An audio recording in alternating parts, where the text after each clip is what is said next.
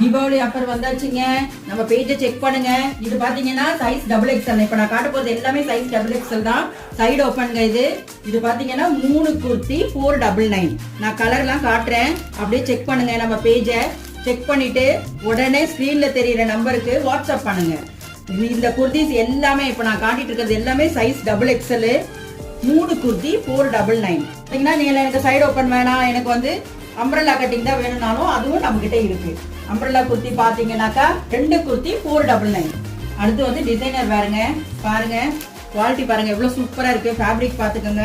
அதுல இருக்கிற கலர்ஸ் எல்லாம் காட்டுறேன். இப்ப காட்டுற கலர்ஸ் எல்லாமே பாத்தீங்கன்னா 2 குர்த்தி 499.